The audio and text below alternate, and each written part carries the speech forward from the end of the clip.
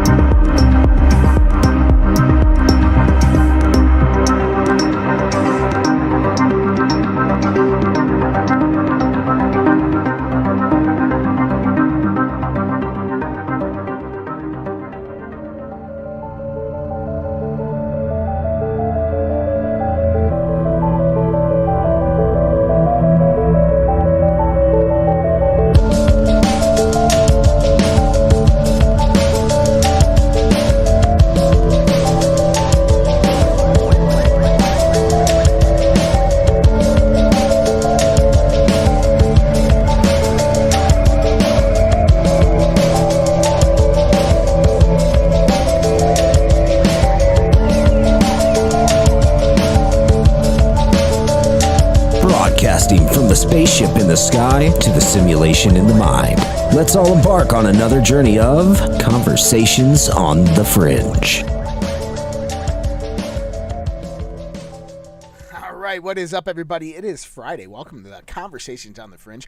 My name is Josh. This is where we have conversations outside of the ordinary, on the edge of reality, that go out and talk about the things that people don't normally talk about. And, you know, we kind of have to have those conversations every once in a while, especially after the things that we talk about throughout the rest of the week, the geopolitical, the geoeconomic, the things that are happening in this world.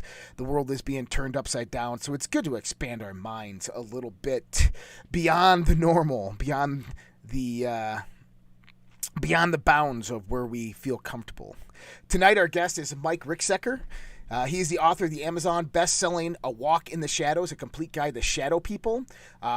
He has 8 historic paranormal books, the esoteric tome on Alaska's Mysterious Triangle, which I'm really excited to talk to him about this. He's appeared on multiple television shows and programs as a paranormal historian, including the Travel Channel's The Alaska Triangle, Discovery Plus's Fright Night, Animal Planet's The Haunted, Bio Channel's My Ghost Story, and Ren TV's Russia Mysteries of Mankind. He also produces his own internet supernatural-based shows on the Haunted Road Media. He considers himself a Ghostorian. I love that. Let's welcome Mike to the show. Mike, what's up, man? How you doing? Hey, Josh. Great to meet you, and really happy to be on the show tonight. Appreciate it. I appreciate you coming on, and this is our Friday night, so usually we have a big audience, and we typically have shows every night of the week, and we have different shows, and it's a lot of, you know, this political stuff and all this other stuff that's happening in the world. And Friday nights are really that night to kick back, relax, and just kind of explore the mind and expand the mind. So I'm happy that you're with us because you're very diversified on the topic, and you have some topics that we're all really interested in. And so tell me a little bit about yourself. How did you really kind of get into all this? Yeah, I mean, this is something, I'm an experiencer, going back to when I was a child. I was 8 years old and woke up in the middle of the night, and there was this tall, dark figure standing in the corner of my bedroom. Of course, today we would call that a shadow person, shadow entity, that sort of thing. Of course, I had no idea from that stuff at the time. I just thought there was an intruder in the house. The thing actually got physical with me, which was very unusual. It approached my bed. I'm trying to scream, and nothing's coming out of my mouth because I'm just too terrified. It actually grabbed me by the wrist, crossed my arms across my body, and then ran off down the hall of all places. And so then I found my voice from my legs, ran off to my parents' bedroom screaming. They tried to calm me down, console me, but and tell me that I just had a bad dream. But this was something that I knew I had not been asleep. I was absolutely awake for this whole thing. And so that was my first real significant experience. Had several others after that. So it's something that's kind of always followed me around throughout my life. And the writing part of it, the books, all that, I've been doing that since I was 7 years old. So that's always been there. But yeah, I started off with some experiences when I was young. Now, looking back at those experiences now, do you look at them as kind of the fear has been overcome? They were stepping stones in your journey and your life to learning and understanding? Or do you still look back at some of them as traumatic in a sense? Well, the first one was certainly traumatic at that time, because I was totally frightened. Again, to me, at that age when I was very young, I was thinking there was some sort of intruder in the house about to kill me, that sort of thing. As I got older, I started to realize what it was that I had experienced. And so, looking back at it through, my adult eyes, I got more curious about it then and have continued to do more research. Even last year, went through a hypnosis session to see if we could get some more detail about it. So, the other experiences I had as it would have been as a teenager when I was about 13 years old with a shadow entity in a different house that we were moving into at that time. It was a very, very different experience. So that first one, very traumatic, very frightening when I was 8. But at 13, as I'm unpacking boxes and putting things away in my new room, I kept seeing this figure in my doorway. It was very translucent in nature. And I'd turn and look, and off it would go, running toward my parents' bedroom.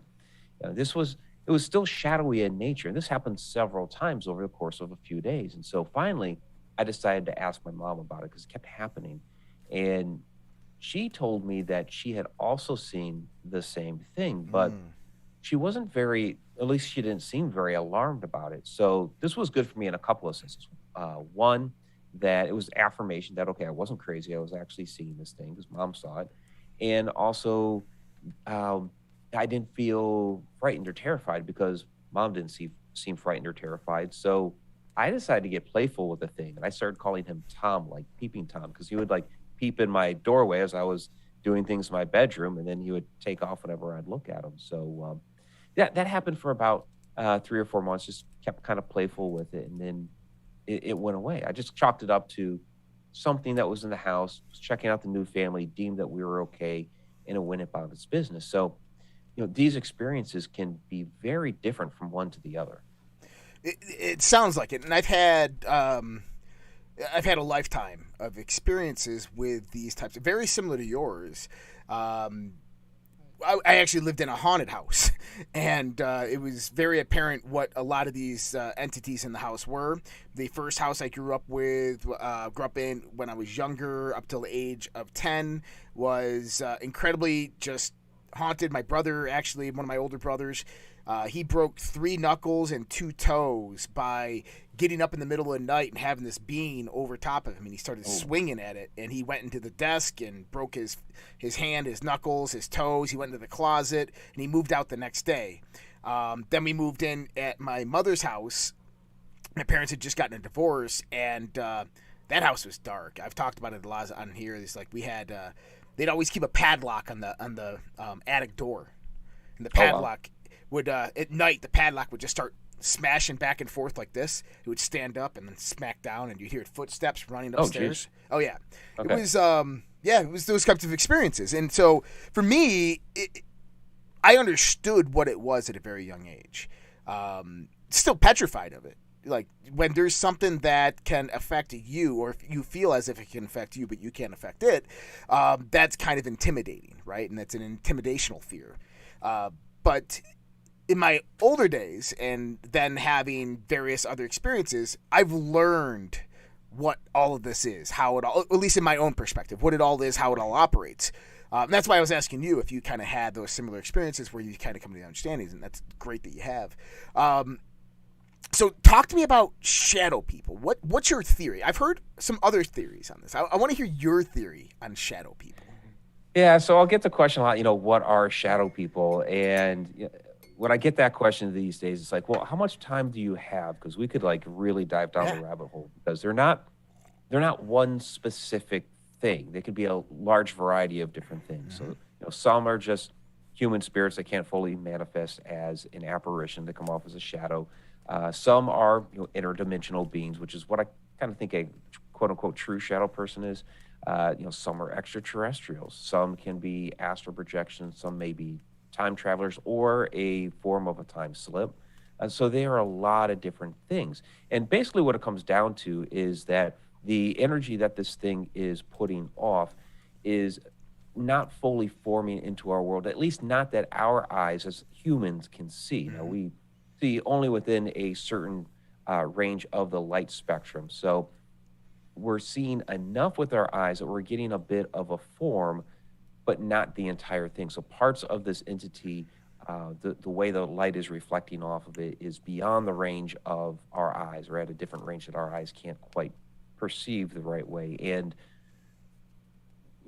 many of us see these things in different ways too. So like we could be on a paranormal investigation, or I could be standing right next to somebody and we're looking at the exact same thing and see it a little bit differently, where they may see it fully formed and I only see part of it. And that goes back to the way that we pick up on energy and personal resonance, energy, vibration. The human body resonates within a certain frequency range, but each person's a little bit different. So we're going to perceive these things each a little bit differently individually to ourselves. I love that last part. And so, I mean, not there's anything wrong with the rest of it. And I think you're absolutely right. Do you know Dr. Bruce Solheim? Not personally. So he does Contact in the Desert. He's been on Coast quite a few times. He's got a book out there, Quantum Nexus.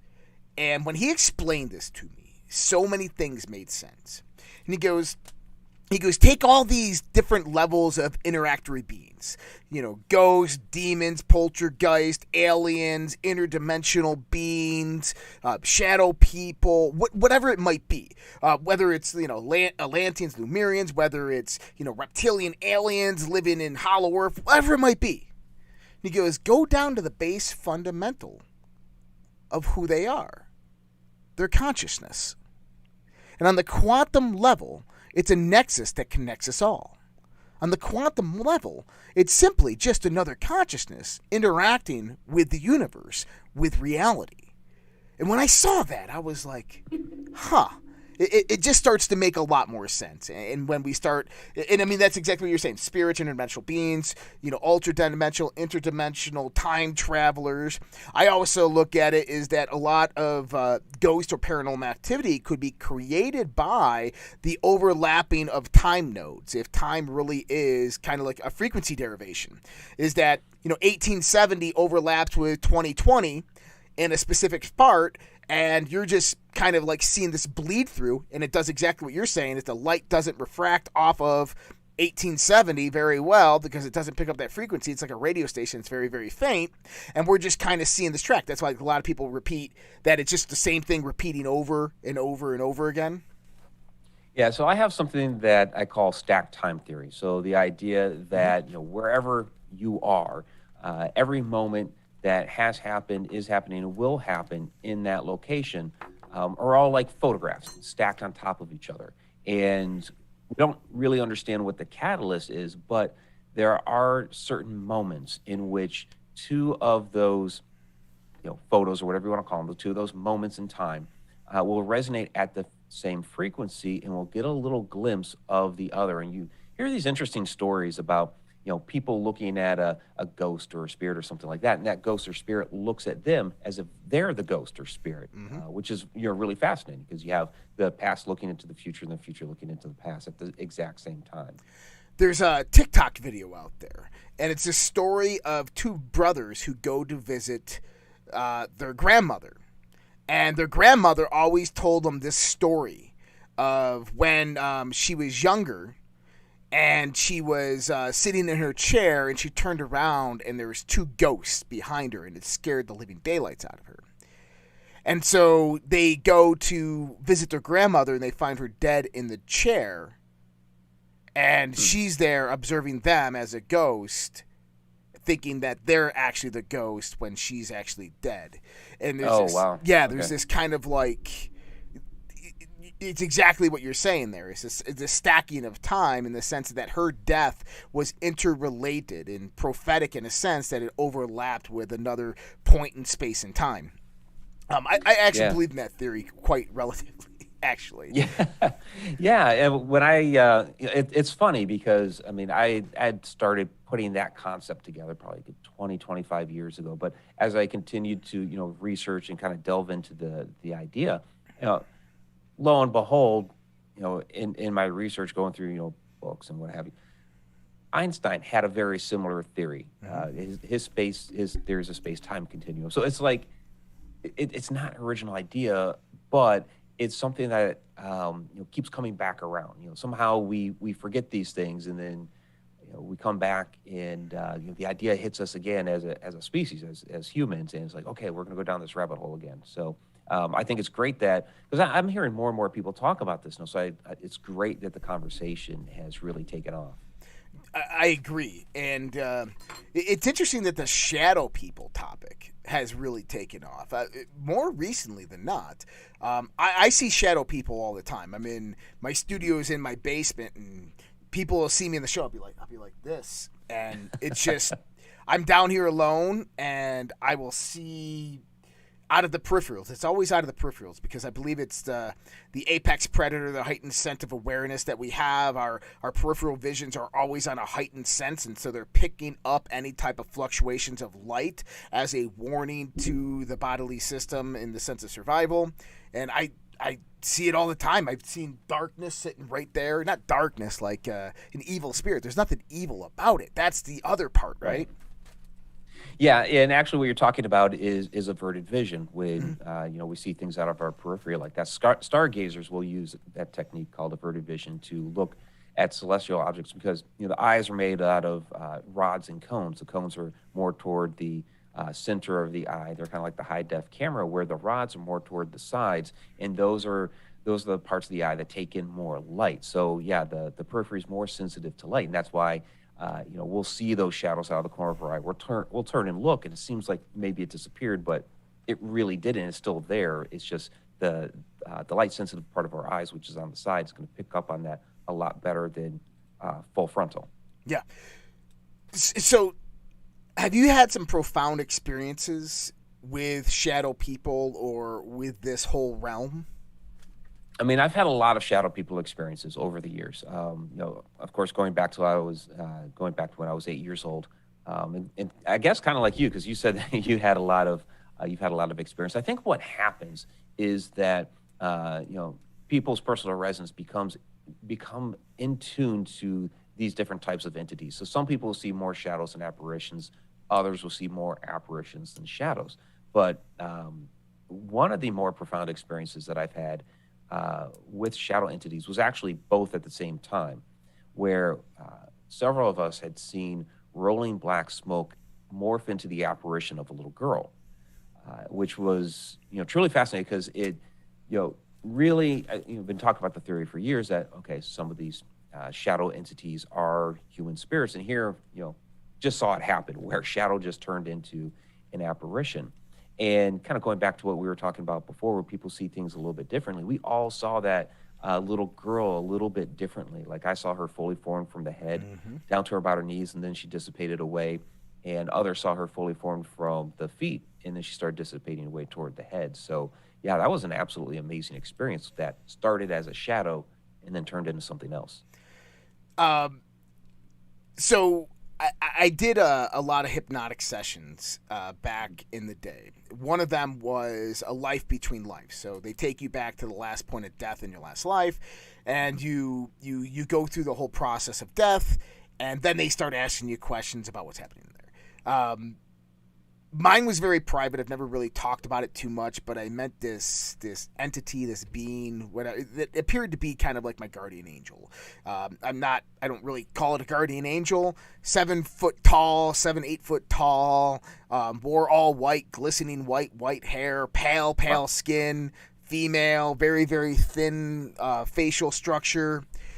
Spirit guide, maybe? Well, that's kind of what it like in the conversation. It wasn't like that. It was kind of more like equals, but okay. The entity has came to me multiple different times within my life. One particular moment is I was going into this trance-like meditation, and I hear my name in my left ear, and it's kind of like the name is being said out here in my left ear. And I kind of just put my consciousness towards that attention, and I kind of flow that way. And I'm kind of going up this tunnel in my imagination. And it's very real. I mean, it's like you can feel the coldness, you can feel your consciousness moving. And I come up, and there's just like, it's like waves of energy, just colored waves of energy that are interacting. But you can hear the voices coming out of the colored waves of energy. And they say, Josh, what are you doing here?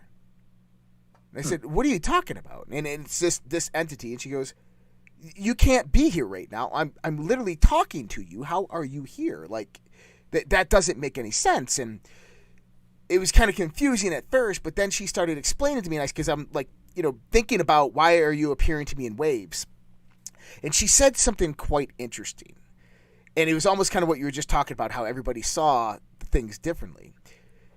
She said that our minds can only comprehend and perceive within the accumulation and understanding of our belief, within the perceptual boundaries and limitations of our reality, which means that things that are outside of those bounds, things that our mind or reality have never experienced before, our brain gets tricked and doesn't know what it is. It doesn't know how to interpret those signals. So what it does is it best interprets it through going back into the memory banks, going back into your belief system, and pulling out something usually social or cultural, movies, these types of things, that fill in the blank, and then present that to you as what is actually happening. And I think this is one of the reasons we can see the progression of different types of UFOs and sightings over the last few hundred years. Why we can see people experiencing different levels of ghost and poltergeist and these types of interactions, shadow people interactions as well.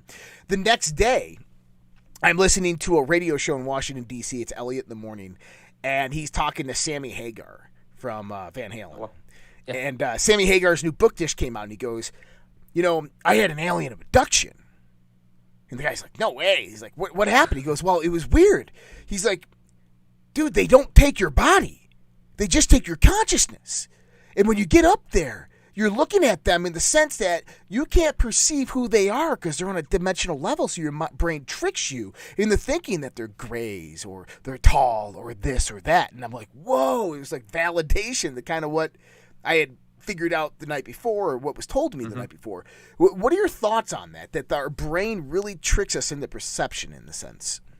Yeah, no, I agree with that. Our mind is going to put things into the context of things that we don't, or that we do understand. So, you look at things like the ancient alien theory, where the beings came down to Earth, and so the people that were here, all they can conceptualize at the time was, these were gods. When they looked at different spacecraft, these were birds. In fact, one of the things that, or maybe it was a flying boat or something like that. One of the things I talk about in Alaska's Mysterious Triangle, there's a theory that one of the airplanes that went missing up there in 1950 was a Douglas Skymaster, that it may have disappeared into some sort of portal.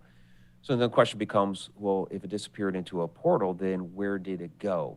And so I theorize, okay, let's say that it went backwards in time, went to another point in time, say 500 years, we'll just throw out a number. Well, if that showed up 500 years ago in the sky to the indigenous people of the land at the time, what is that going to look like to them? They have no concept of an airplane.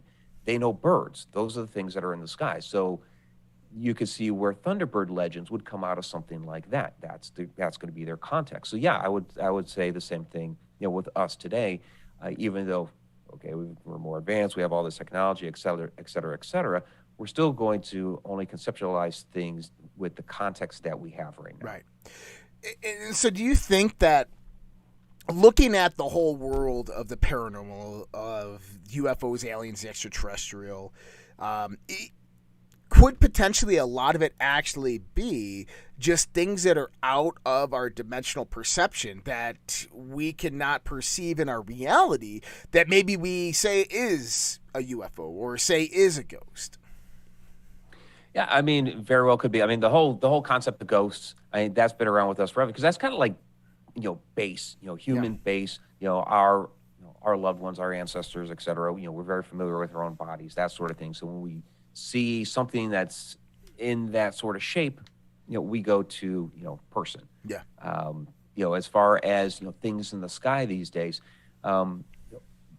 back in the day, before we had, before we had the idea of spacecraft, I mean, think about when these stories of UFOs started taking off. Well, the space race with Russia, was in full swing. And so we were thinking more about going to space and what a spacecraft would look like. And all of a sudden, you have all these different UFO sightings that are cropping up. And that's not to say they didn't happen before. There's plenty of reports from long ago, but there became a lot more prevalent in late 40s, early 1950s. Right. So your latest book, and you were just mentioning Alaska's Mysterious Triangle. How did you get into this? I've heard of it maybe once or twice. I've also heard of rumors of what's called a black pyramid up in Alaska. Take me through this. I want to know more about this. Yeah, so I spent 3 years in Alaska, 1992, 1995. I was a member of the U.S. Air Force. So I was stationed up there for 3 years. And it wasn't a big part of what I was doing back then. I was doing some research into paranormal phenomena, things like that. We heard rumors. There were things that were happening in the building that I was stationed at. So we talked about it a little bit, but I wasn't like, my full, doing paranormal investigations and writing books and all that at that time. I was still pretty young. But a few years back, the producers for the Alaska Triangle television show reached out to me, actually not about anything that I had done on Alaska. I had done a video on YouTube about portals, ley lines, vortices, that sort of phenomena, and they really liked that. So, we got together on a call, started talking a little bit, and they were asking me some questions because they were interested in a show. They didn't tell me what, and then they just suddenly asked me, "Well, what about this type of phenomena in Alaska?" And instantly, I was like, "Well, I was stationed up there for 3 years. People kind of vaguely talked about Alaska being a triangle type area, and then boom, they're like, well, our show is the Alaska Triangle." So great. So we connected that way, and it was a great experience working with them. But that just really inspired me to dive deeper into the topic of the Alaska Triangle. It's like, I had a background there of 3 years. I'd had my own experiences there, and then from the show and now researching into it and the different phenomena that happens up there, was like, I have to write a book. I have to make this. I already had plans for a different book, but I put that on the back burner. We're doing an Alaska book. Okay, so lay the groundwork. There's a series of various events that have occurred over Alaska pertaining to, I think wasn't there someone famous who went missing in a plane crash or something in Alaska? Yeah, it was House Majority Leader Hale Boggs, 1972. He and Alaska Congressman Nick Bagich, also aide Russell Brown, and then pilot Don Johns, they went missing October 1972. This is a really famous politician. It just poof, goes missing. They're flying through the Portage Pass, never heard from again. It was the largest search and rescue attempt in U.S. history to that point. They even had, they utilized spy planes and all kinds of technology, thousands and thousands of people, and they never found a single thing. To this day, 50 years later, they have still never found anything pertaining to that flight. And you see this happen in many, many cases up there in Alaska. I mentioned the Douglas Skymaster earlier, but there are many others. And people, just randomly go missing. Sure, some people get lost in the woods, but since 1988, 16,000 people have gone missing, which in a sparsely populated state like Alaska that's a lot of people, even for, a state Yeah. down here in what we call the lower 48. That would be a lot of people, but in Alaska, that's even more so. And some, like a really fascinating, tragic case, of course. About 10 years ago, the mountain marathon race, a guy by the name of Michael LeMater was running up the hill as part of the race and disappears. He never comes back down the hill. Nobody knows what happened to him. Search and rescue goes out. Everybody's looking around for him, thinking maybe he got hurt on the path and kind of rolled off to the side or something. Never found any sign of him whatsoever to this day. Just so poof, right in the middle of a big race, gone. That's Strange odd. things like that. Has anybody been up there to kind of take measurements to check if there's any electromagnetic disturbances, any type of vortices, anything like that? Yeah. So we've had our government do that. In 1965, the U.S. Department of the Interior, they surveyed, at that time, it was about a sixth of the state. It was about 100,000 miles. The state of Alaska is, or 100,000 square miles. The state of Alaska is over 600,000 square miles. So it was only a sixth, but in that 100,000 square miles, still a lot. Yeah. They found what they described as 5 distinct magnetic characters, and some of them they actually described as negative anomalies. So it's a very highly energetic area of our country.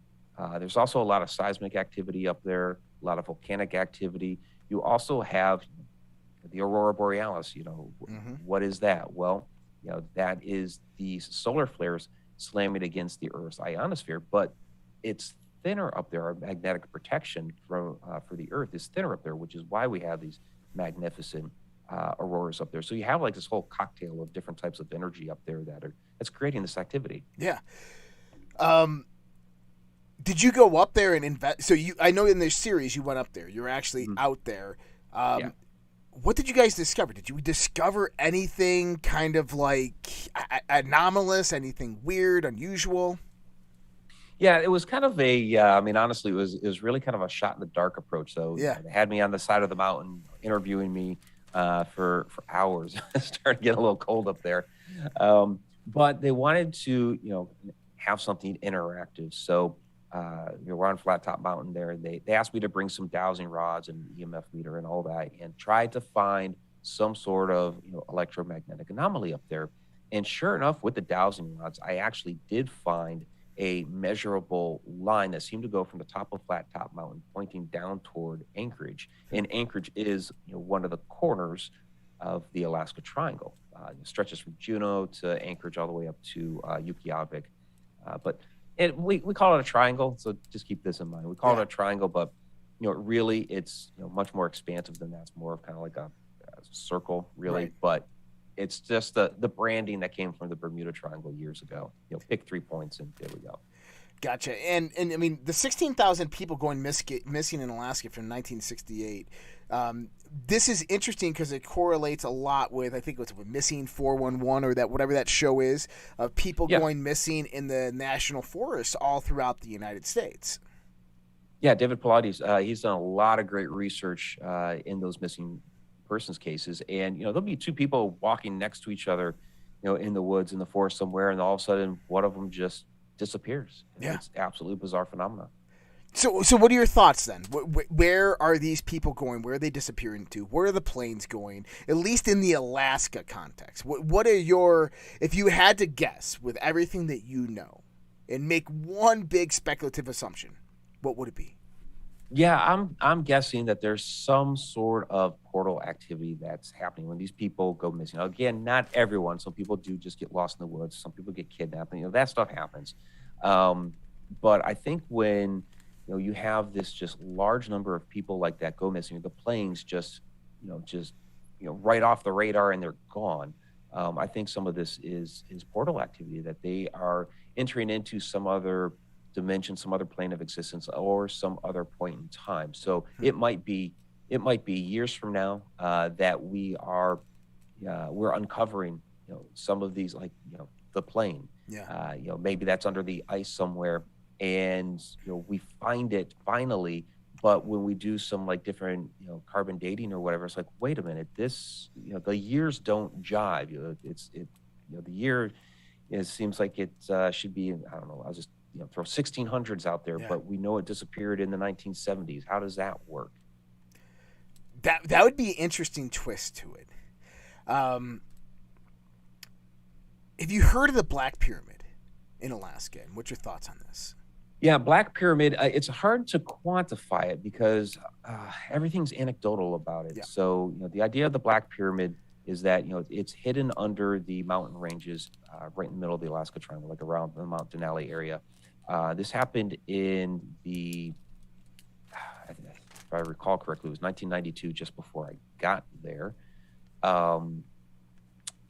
And what had happened was China was doing some nuclear testing, which sends shockwaves. The geologists knew this was happening, so they set up some seismic tests. And when those shockwaves hit Alaska, the seismic testing showed this pyramidal structure in that area. So this report aired on one news station in Alaska. Doug Munchler, who was in the Army at the time up there at Fort Richardson, had viewed it, and he was trying to, because it piqued his interest, he was trying to get other people to follow up on it and watch another airing of the news report, but it never aired again.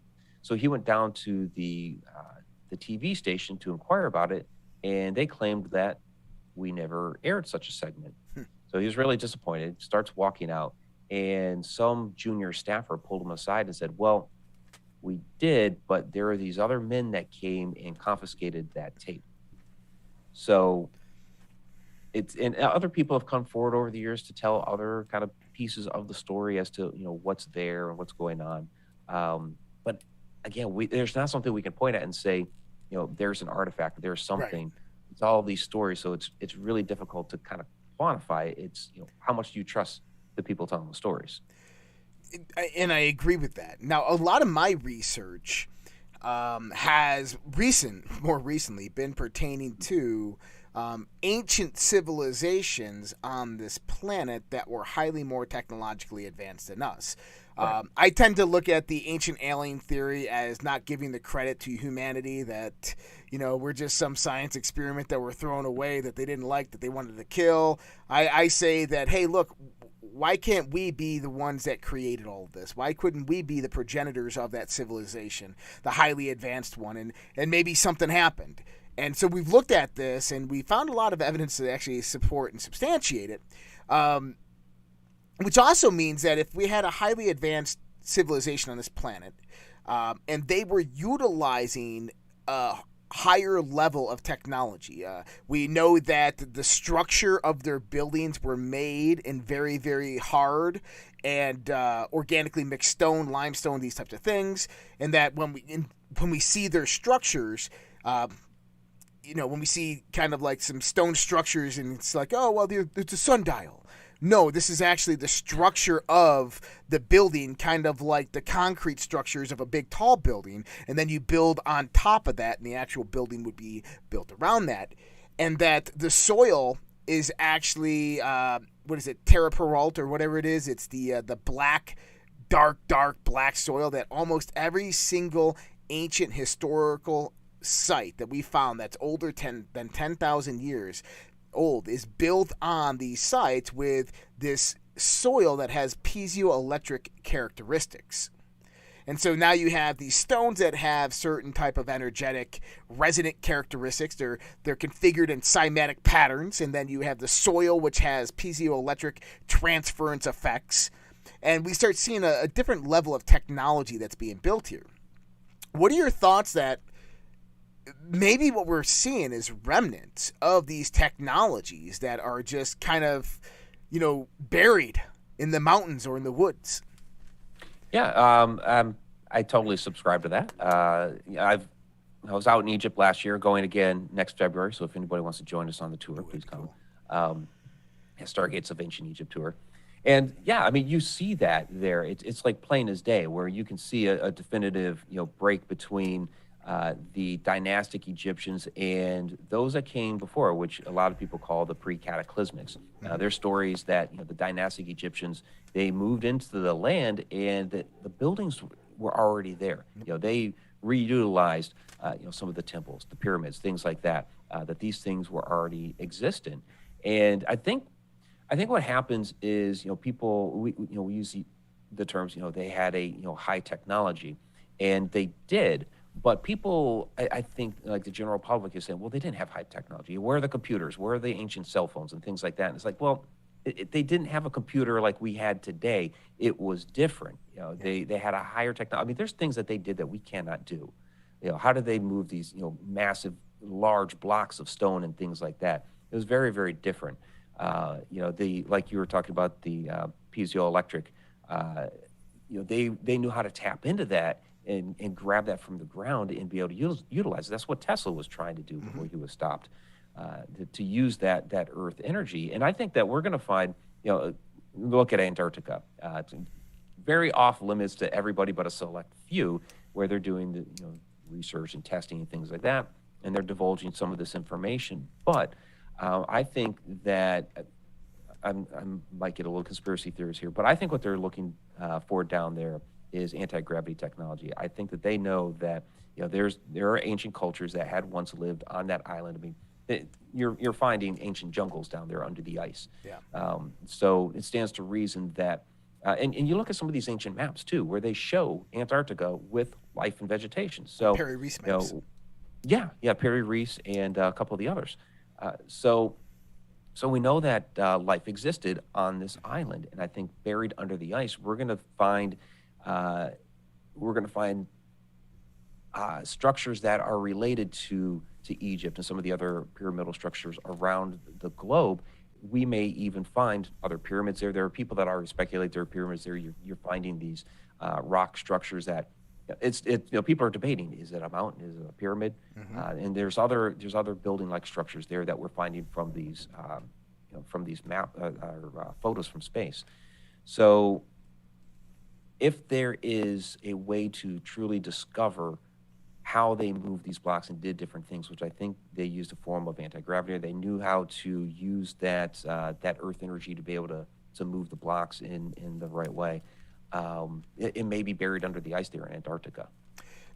And I agree with you. And a lot of we follow the conspiracy world very, very thoroughly, and a lot of the information coming out of Antarctica says that they're doing that. Now, I was actually 2011. I just got out of the Navy. I spent 10 years in the Navy, and I got selected to go to McMurdo for work as a contractor for Raytheon.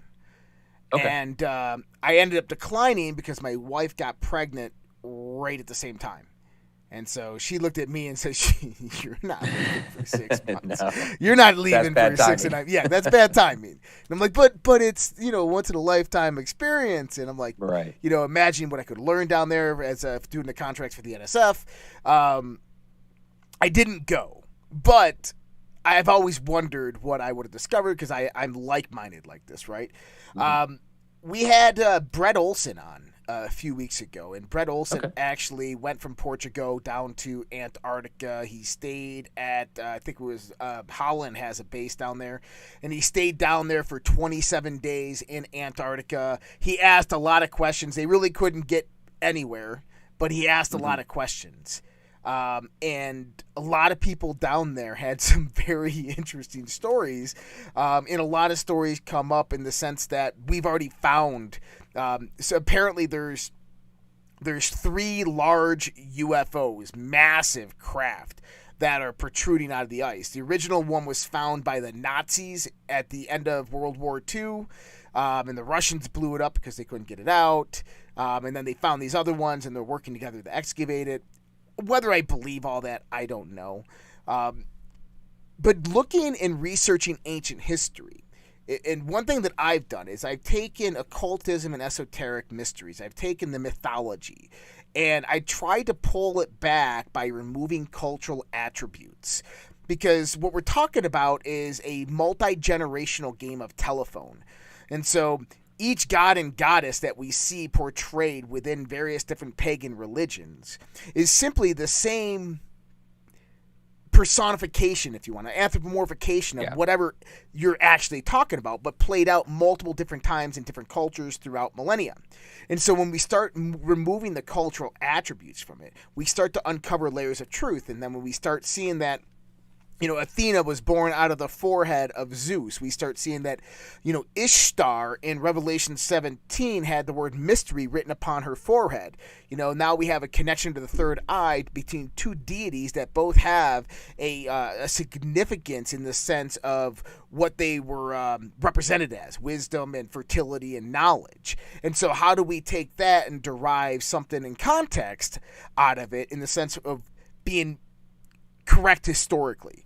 When I start looking at it, there is this indication that we didn't have computers because we didn't need them.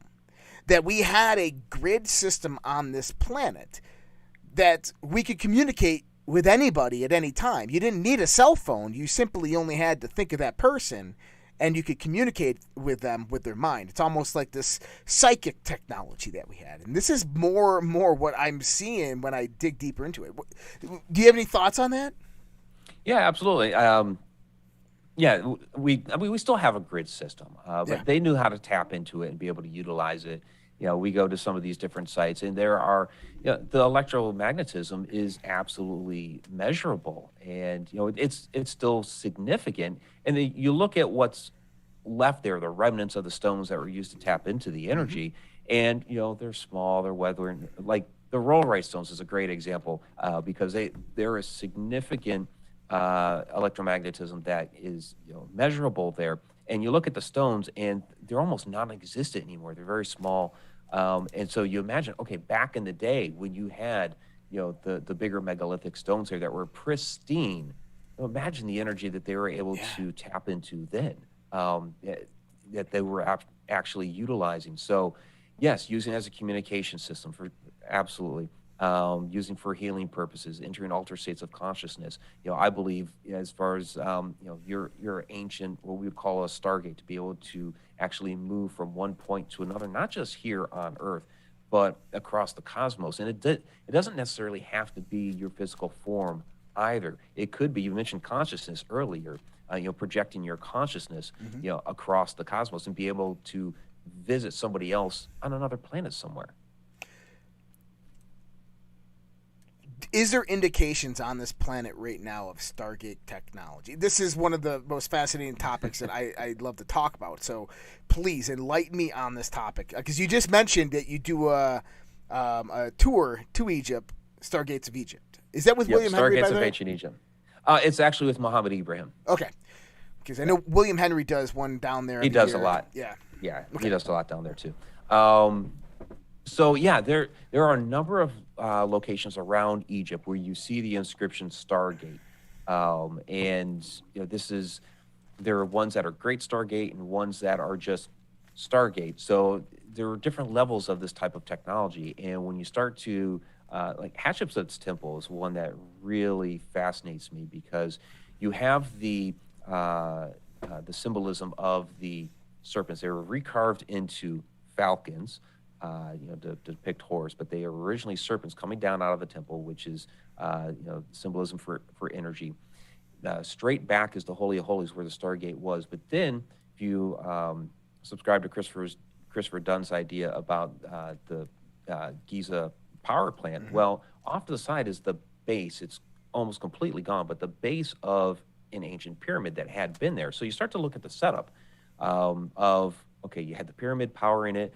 You had the serpents going back into the Holy of Holies, and then you see all over the Holy of Holies the hieroglyphs for Stargate. It's absolutely fascinating. I love that setup there. There is a location there near Dasher that people call Egypt's Area 51, and there's basically the remnants. There's some old ruins within that you can't get to.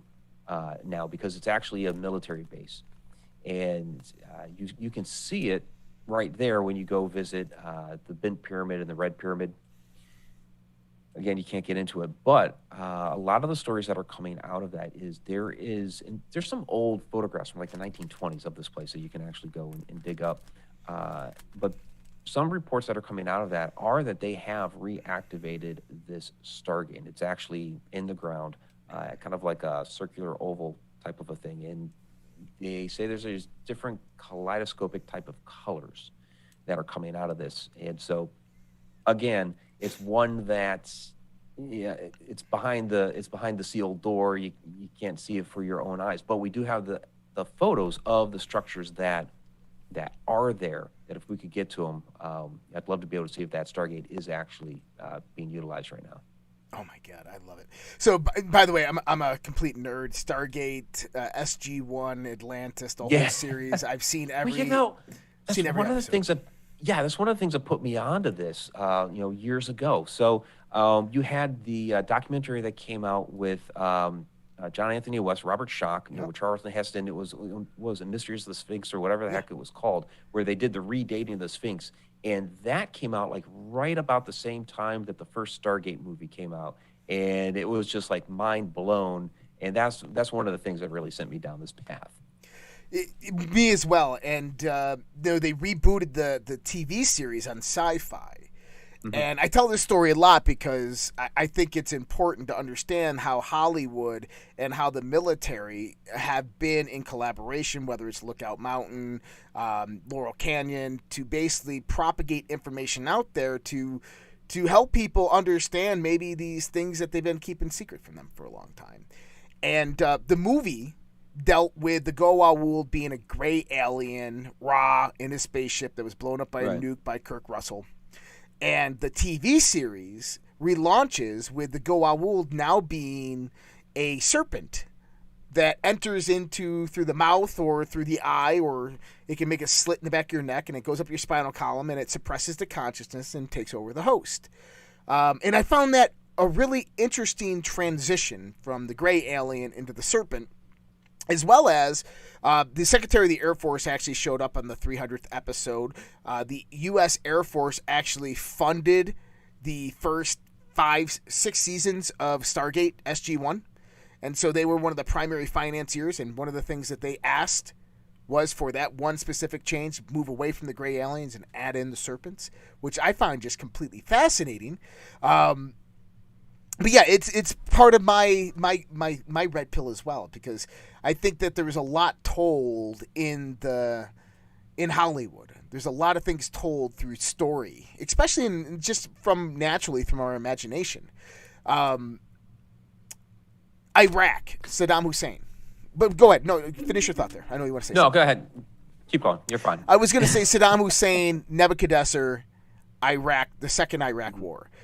Have you heard the story that Saddam Hussein came out and claims that he's the reincarnated Nebuchadnezzar, and that he's going to rebuild the Tower of Babel? This is one of the main reasons they go in there. Apparently they found, I think it was Nebuchadnezzar's tomb or whatever, this ancient alien's tomb. They also found the Stargate. What are your thoughts on that? Is there any evidence to actually support any of that? Well, what's fascinating to me, you mentioned Iraq. The travesty that happened when we had the conflict, but then all of the significant archaeological items were stolen out of the museum. They were pinpointed because they were getting things out of the back room that weren't on display, that people really didn't know about, and they were grabbing those artifacts. So there's definitely something to the idea that you have these ancient artifacts that are more significant than others, that seem to be power pieces, and we could theorize all day as to what type of power they house. But when I was just in last summer, I was in Egypt. We were in Dendara, and we were told we were the first ones to go down to the newly opened crypt. Whether that was true or not, I don't know. That's what they told us. Mm-hmm. But they had this thing closed off for 20 years while they prepared it. So we go down into the crypt. The other one that had already been open for a while is the one that has the light bulb, the supposed light bulb. It's structurally very, very similar. It's just kind of on the other side of the temple. And we're walking through, 20 years that they had this closed down. There's some nice, different friezes and hieroglyphs and all that. But then you're noticing like there are these large blocks that are missing. And you're kind of looking at it, and you're seeing on the back side of where those blocks were, these chisel marks, and they're not old. It's not like these were, you know, carved out 1,000 years ago or what have you. It's like, oh, I see what they were doing over the last, 20 years. They were harvesting some of these different stones, and whatever knowledge was on those, we don't know. And off on the side, I asked, okay, I see it in front of my eyes. These pieces were chiseled out. What's going on? And the answer I got was private collectors. So, apparently over those 20 years, people went down there, took a look, decided which pieces that they wanted for their collection that they deemed were, because a lot of these people are, they believe that if they have these different pieces that they're going to have long life or whatever power that they're trying to get. They went down there, took a look at them, and they went to the highest bidders, and they left some down there, of course, for tourists. I know that there's been talk in the sense as well that not only private collectors, but people wanting to basically access these types of technologies. In Hillary Clinton's emails that were leaked, I believe in 2011 through WikiLeaks, one of them actually mentions the Tomb of Gilgamesh. Have you seen this? I mean, I vaguely remember it. Yeah. It was a while ago. I don't remember the specifics of it. Well, it basically pertained to they had found the Tomb of Gilgamesh and that they had found the body. Which, why is she talking about this, right? And, I mean, whatever happened to that discovery, right? But I think that it's safe to say that there was some type of technology on this planet that existed millennia ago. Whether it was 10,000, 20,000 years ago, a 50,000-year-old civilization, which I know a lot of people in this community, they claim that if there was a civilization on this planet that was highly advanced technologically, pre-Diluvian, it was probably about 15 to 20,000 years ago. I tend to think that it could have been a lot earlier, more towards the perspective of the Tartarian and the mudfloods. Have you ever delved into the Tartaria theory? A little bit. That's another fascinating idea. I do believe that this dates back much, much farther. I think 20,000 years is kind of conservative. Yeah. And people talk about like Atlantis and things like that. And it's like I don't believe it was just one city. I believe it was an influential, global type of community. And there's so much that's, and it's funny to me because there's like this certain narrative that's been spoken about for years and years and years out. They're trying to adhere to, and yet there are these discoveries that keep coming about that keep dating things older and older and older. It's just, what else are we going to find? Yeah. Well, I mean, we'll probably eventually find ourselves, right? Is that time just loops and that everything's going to go back and dinosaurs are going to come back through genetic manipulation. They're going to take over the Earth and asteroids going to strike. They're talking about bringing back the woolly mammoth. Well, they're going to try to clone the woolly mammoth. Well, what they're going to do, because they published this back in September, is because they can't. There's not enough DNA to fully clone a woolly mammoth. So they're taking what they have and they're going to basically put it into some sort of elephant and create this woolly mammoth-like hairy elephant. Oh, that's smart. That's about as smart as to send those genetically modified mosquitoes out in Florida. And I mean, we might need the woolly mammoth though for food if they keep on killing the chickens, the pigs, and the cows because of all these viruses that are coming out. Yeah. So. Do you think that somehow there is an interconnectedness between these ancient civilizations, potential technology they had, energy grid, ley lines, stargates, these things, and then the interdimensionality shadow people? Yeah, everything's connected. I have an online learning platform called the Connected Universe Portal because I believe everything within our world, our planet, our solar system, universe, and even dimension to dimension everything is connected to each other one way, shape, or another. It's all, and when it comes down to, when you break it all down, everything's vibration. All the atoms, all the molecules, they're all vibrating together. It doesn't look like it because everything seems solid around us, but everything's vibration. And so those things are also vibrating in those other dimensions as well. And so, as we have that, that resonance and vibration that's emanating outward, they are feeling it too, to some degree. We don't know how much because we're not on that other side measuring it, but it does. So yeah, everything's connected. And I tend to agree with you on that. I actually, when I got really, really deep into trying to make sense of the world, of the universe, I've been doing this since my early teens. Started on LSD, and I ended with the Bhagavad Gita, the Upanishads, and Dhammapadas, right? And I found myself through this whole process, but I found a lot of truth deriving from that which has been occulted, that which has been hidden. And it took me down a journey that I went back to school and studied physics for 4 years at CU Boulder, just to understand the information that I was deriving from this sacred, secret, hidden knowledge.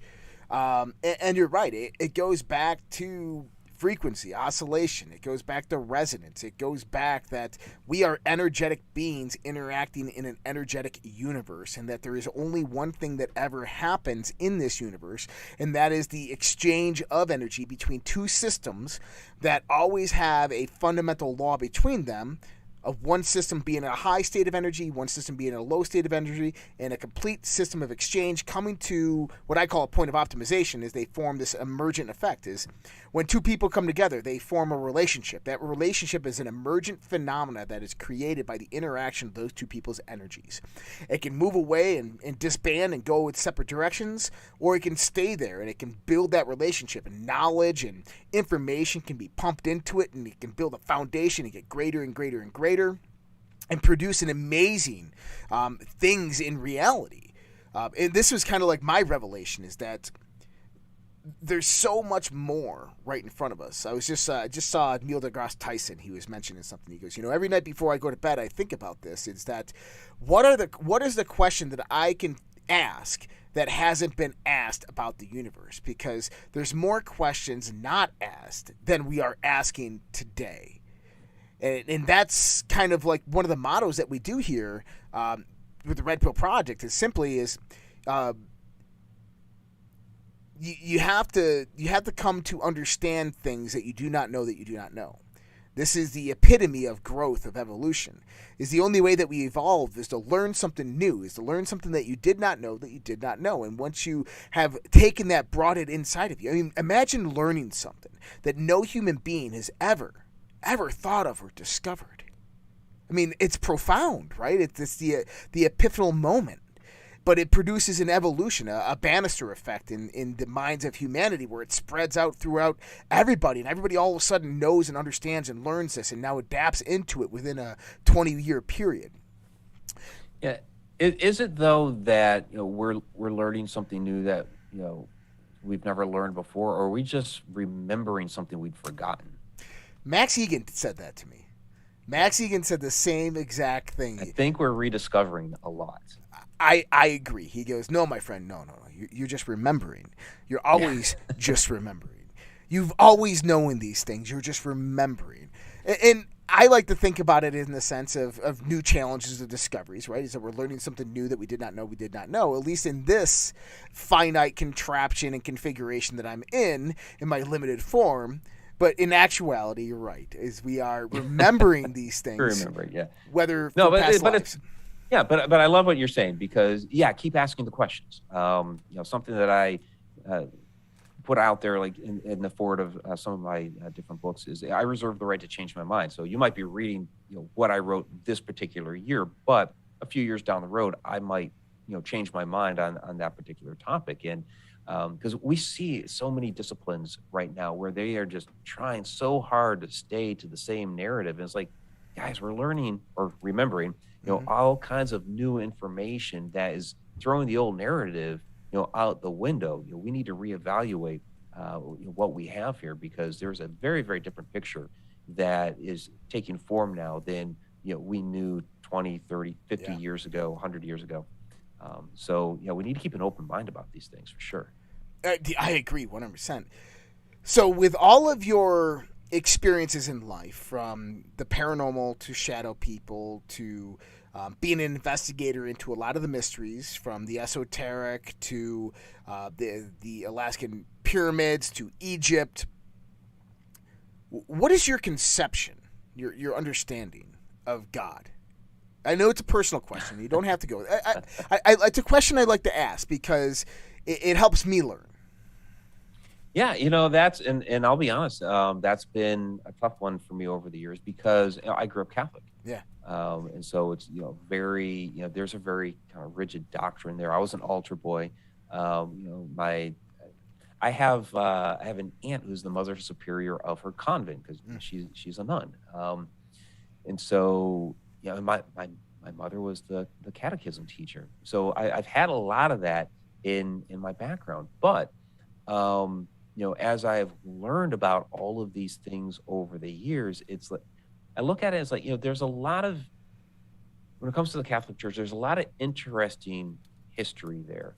There's some dark history too, but there's a very rich tradition, a lot of history that I respect. But as far as the way the universe works and what God is, I do believe in a higher power, but I don't believe in it in the same way that my Catholic upbringing teaches. But what is interesting is, some years back, my aunt, who's the mother superior, is she's a cloistered nun, so we can only go visit her a couple times a year in this little room.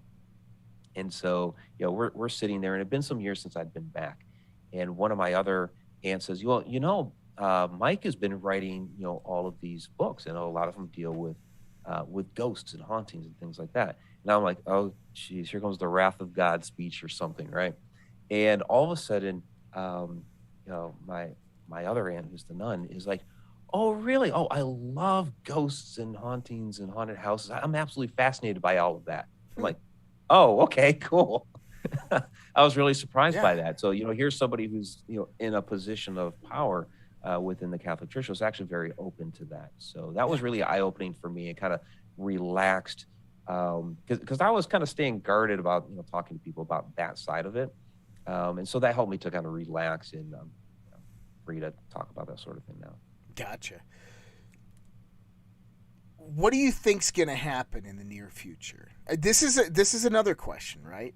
And there's a lot of speculation, from aliens coming back to Jesus coming back, or whatever it might be. What do you think lies in store for the future of mankind, 20, 50 years? Okay, only 20 or 50 years. Okay. It's easy. That might be a little easier. Well, because the future of mankind is, if we don't at some point get off the planet, mankind will be no more. That's not even from being all apocalyptic about we're going to destroy ourselves or whatever. The sun is eventually going to destroy us. So we do need. I think we're seeing it. A lot more, where there's been this resurgence into exploring space. And it's not just Elon Musk and Jeff Bezos and Richard Branson. There are a lot of other organizations and companies that are forming up and creating space technology. Orbital Assembly Corporation has these plans in place where they're going to put up a space hotel, and they're actually developing the gravity ring. We see it in all of our sci-fi films where they use the ring to simulate gravity. They are actually developing that right now. So 20, 30 years from now, I think we're going to become more of a spacefaring race. Now, does that mean we're going to get more information about aliens and extraterrestrials? Maybe, because we've kind of slowly been leaked a little bit here, a little bit there. So perhaps as we do become more of a spacefaring race, we're going to get more of that information.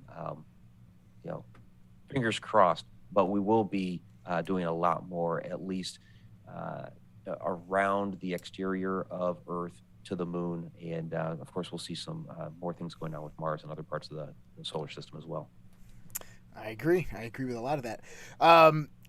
Do you think that extraterrestrials, aliens from other planets, and I'm not saying interdimensional beings or anything like that, but extraterrestrials from other planets had a part within our history of humanity as well as taking part now?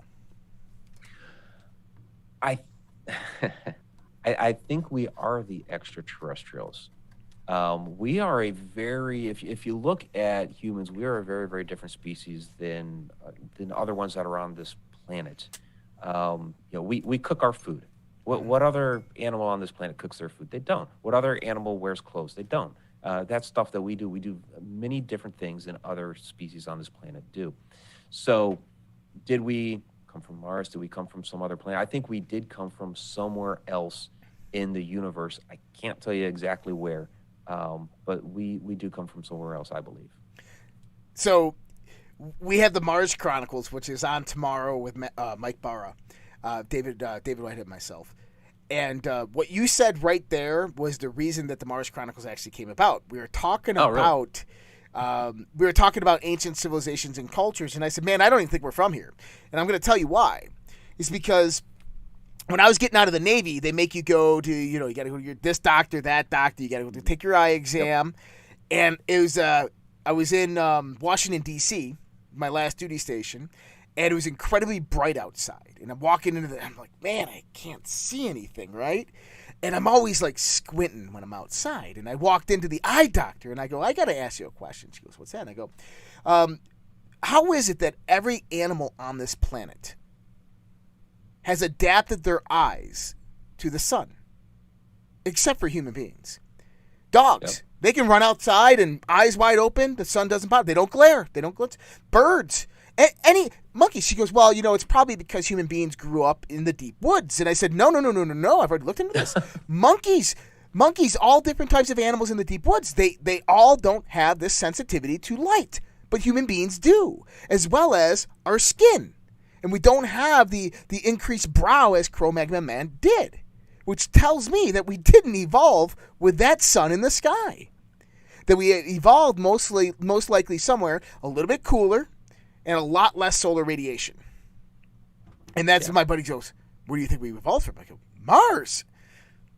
And that's how it was born. And Mars makes a lot of sense. It does. Or Tiamat, if you wanted to call it. Tiamat, Mars, the whole Sumerian legend story, the Enuma Elish. Yeah, I mean, we could have been. I mean, think about it. Earth is a relatively younger planet in the universe. 4.5 billion years old. The universe has been around for 14 billion. Our species could have been planet hopping for billions of years. So Mars, Tiamat. I mean, those might not even be the original planets. Right. There could have been. We could have originated from some other solar system, some other galaxy somewhere. Found this one. Hey, there's some habitable planets here. Maybe we did, go to Mars or whatever for a while, and all hell broke loose there. Let's pop over to Earth. That's the next planet to go to. So, yeah, I think we do originate from somewhere else. I do too, and I think it was written in stone. I think that it was. Have you ever seen the newer Battlestar Galactica series? Yes. That's good. The last episode. Right. Where? Yeah, and I guess it's been long enough. We can spoil it. Yeah. But yeah, I mean, where you're finally realizing, this is Earth, because they went to Earth before and it wasn't really our Earth, and they ended up here. Yeah, that was really interesting. And Kara takes them to a new planet. They find a primitive species of humanoids on the planet that they can mate with. They go down there. They send their ships into the sun. They start rebuilding. All of a sudden, it's 50,000 years later, and there's our society. And it starts to make a lot of sense, some type of story like that. We come out of great cataclysm, whatever it is. We have to rebuild our numbers. We find this place. And some technology survives. Some, we go out there and we rebuild just like we would have built on our last planet that we lived on. But eventually, because we didn't have the numbers, we didn't have the gatekeepers to keep the knowledge in tow with civilization, it would all go away. Yeah. Did you ever see the original series? Parts of it. I've seen seasons. Parts of it. Yeah. Okay. Yeah. Well, yeah. There's only the one season because it got too expensive to make.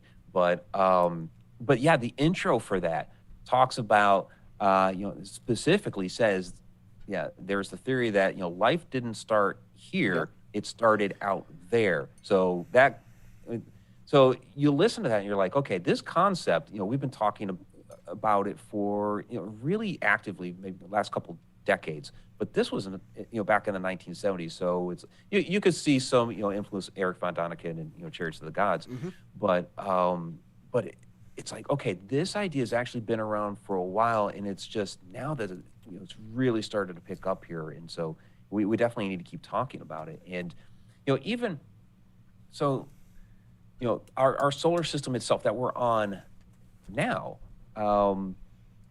Again, only about 4.5 billion years old, and our theoretical physicists are saying, well, yeah, this is like almost the second go around for the solar system that originated out of another one, and once that one ended, this one reformed up into what we have now. So, kind of makes you wonder, okay, what did the original solar system look like? Was there an original Earth, and things reformed up into this one? Yeah. So, interesting. Yeah, it's fascinating stuff. Yeah, it is fascinating stuff, and I love this type of conversation because it definitely gets the mind expanding and working. Do you think extraterrestrials are here on this planet? Do you think they've collaborated with the U.S. government? Do you think that it's probably the biggest kept secret in the history of humanity for the last 50 years? I believe so. I believe there's something definitely to that. During my stint in the Air Force, because people ask me, did you ever see anything while you're in the military? I'm sure you get this because you're in the Navy, and it's like, no, I didn't see anything specifically. I did spend a little bit of time at NSA, so I do get that question there too. And it's like, yes, I had a top secret security clearance, but there's the whole need to know. And so it's like there are things on the outside I could see that, okay, there's something there, extraterrestrial in nature, but I don't have any specifics because I didn't have the need to know to get in there. But yeah, I believe that there's been an extraterrestrial influence on this Earth, that they are in and amongst us right now. And yeah, it's very hush-hush. Yeah. I've deployed 3 times in the United States Navy on the same ship. Then I went to shore duty in Washington, D.C. I was there for 4 years, and I got out after an injury. But every deployment we had something weird, unusual happened that was well documented. My first deployment, we saw we were in the South Pacific doing narco-terrorism. I was a fire controlman in the Navy, so I worked on gun missile fire control systems. I worked on radar systems. Running the midwatch, I'm on the fire control Mark 92 radar system, 25 nautical mile range. We got nothing on the radars. I'm like, I'm going to go have a smoke. I go portside midships, and I see a red flare pop up on the horizon. And I just checked all radars. There's nothing out there. I said, call up Bridge. Hey, Bridge, midships, we got a red flare portside midship. Let's get the big eyes on it. We got the big eyes on it. Yep, there's something up there. And I'm on the phone with them. They go, hey, Reid. I go, what's up? And they go, usually if that's a flare, it's going to drop after a certain period of time. And I'm like, oh. So I get up there, and they want me to go check the Mark 92 radar. Go up there, and we got nothing on radar. So we start moving towards it, and we're not gaining on it. So it's as if it's moving away as fast as we're moving towards it. And we're doing about 30 knots. So the captain's in there, and he's in his boxer shorts smoking a cigar in combat. He gets the SH-60 Bravo out, starts doing turns on the deck, sends the SH-60 Bravo at them with the FLIR. And we watch the SH-60 approach it, and it drops down in the water. And on the FLIR, we watch it dissipate as it sinks into the water. Yeah, pretty crazy. Then we had a few other experiences that deployment. 2008, my last time I was out to sea, we had a few experiences. But what do you make of it? I mean, nobody on the ship knew what the hell it was. The captain was like, dude, delete it all. I don't want to deal with any of that paperwork. It's too much paperwork. Yeah. Just get rid of it. But yeah, and that's the thing is, it kind of gets swept under the rug. People don't want to deal with the paperwork, or like when we were seeing shadow entities in the basement of the Alaska Command Building, which is where our communication centers were set up with. are at. Nobody, we would kind of whisper about it amongst ourselves, but we weren't talking with anybody else about it because you didn't want to get sent down to mental health. Yeah. I want you to actually think about that. Do you think that could have been an interaction, maybe a bleed over of a parallel dimension? Absolutely. That is the exact theory that I talk about with that, because at first, when I was stationed up there and we were experiencing those things, there was this story that was proliferating that the building had once been a hospital, and we were actually in the morgue, and where our server racks were, that's where they had the coolers and all that sort of thing. So people were saying, these are the spirits of the dead people that were in the morgue. Like, okay, that's an interesting story. That kind of makes sense, what have you. So when I started writing the book, of course, I'm going to write about this experience, these experiences that I had up there in that building. And so I started doing research on the building, and it was never built as a hospital. It was built exactly what it was for command. So, okay, so that throws out this whole idea about a morgue and everything else. So what's going on there? And so, I believe that there's, you have enough electromagnetism going on within there that it could be creating such an environment that you're getting these time slips, and we're seeing maybe personnel from the past or in the future. Maybe we're seeing ourselves at other points in time. Yeah, I think that's exactly what was going on. Well, and you talk, because this is an Air Force complex, and we're talking about the Cold War. Well, post-Cold War, but still. Just after the Cold War, but just close enough. Yeah. Post-Cold War, and in close proximity to Russia. And, just imagine a parallel universe to where something is actually happening and there's people running around, and the amount of emotion that is uprisen in that environment, which increases the propensity for electromagnetic energy to increase in that area, which would actually produce some type of causal time overlay. That's at least how I see it. Is I've always looked at paranormal experiences in the sense where you have some type of repetitive event that plays over and over and over again, or some place that had severe, massive trauma, psych wards, these types of places. It's really what's being experienced there is the residual electromagnetic energy from the high emotional states that was brought there. And that's what leaks over through time. Yeah, that's what we call a residual haunt, not necessarily a time slip. You are seeing a moment in time play out, but because it's repetitive like that, it's somehow been recorded into the environment. We don't quite understand what the catalyst is. Some sort of energy is kicking it off. There's the idea of stone tape theory where, it comes from actually an old Christmas movie in the 1970s, where the event had enough energy to it that it became embedded into the stone or the building material there, and then some other energy comes along and kicks off that playback, and we get to watch it play out. So it could be that, without really having a sit down with with popcorn and watching it go by, because it would just like happen in passing. You'd be sitting at your cubicle or whatever, and all of a sudden it goes walking by. You could feel it though. You kind of get that like, oh, something's going on here, and then you would see it walk by or whatever. Yeah, it could be the same repetitive event, although we saw it in different locations there throughout the facility. So, but it also could have been some sort of time slip. And I'd lean more toward time slip rather than residual haunt and playback. And I would look at that theory as well in the sense of time slip. Another aspect of this, and this might be something to look into in the sense of the investigative nature, is my buddy Dimitri. He's done some experimentation with water before. And one of the things he did was him and his daughter were speaking in a room. And in the room next to them, they had this fountain of water that's just dripping and dripping down. And he learned kind of Dr. Emoto stuff, went in there, and he went back and he took the water and recorded it and then slowed it down. And I've listened to it. And the water is repeating the audio of him and his daughter's conversation from a week ago in that room. Yeah, so it's interesting. We've done like water-based EVP sessions, and where, great example, Mineral Springs Hotel, Alton, Illinois. They have some different fountains, throughout the building, and so we'd be down a hallway, and there's supposed to be a haunted area.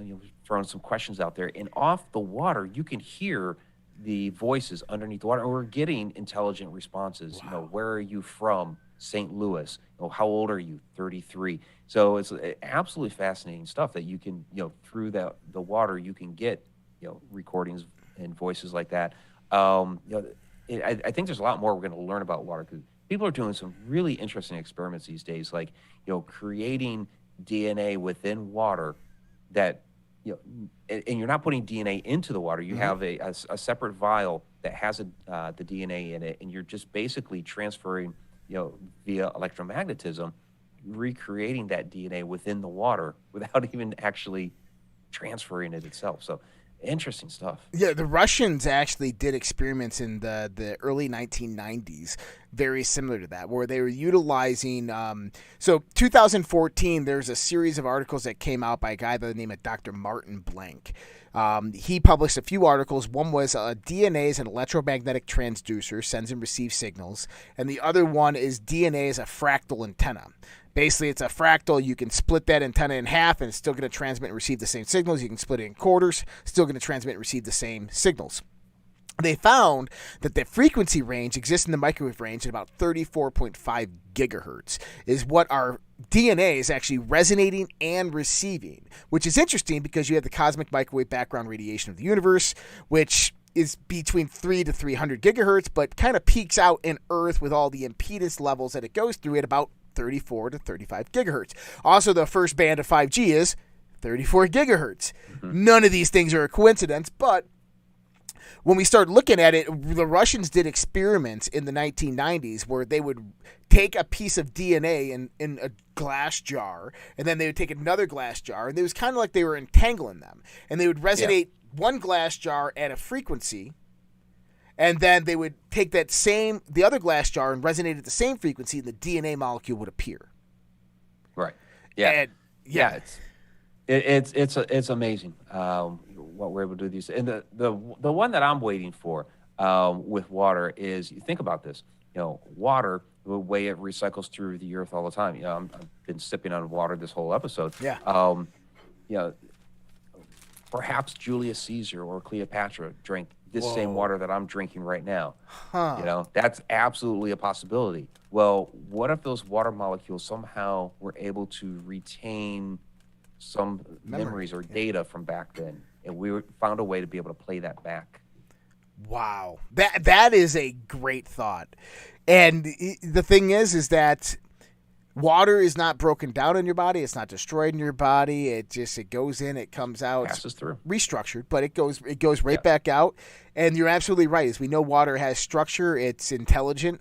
It sits at that 104-degree angle in the sense of the hydrostatic bonds. That is one of the Fibonacci angles, if you want to call it and that once it's structured, it retains its memory. That just imagine that if you could take that water from Julius Caesar drink, and man, it would have the whole history of the Earth. Yeah. Yeah. That just means that it does. It does have the whole history. Does. Yeah. Wow, that is a fascinating idea.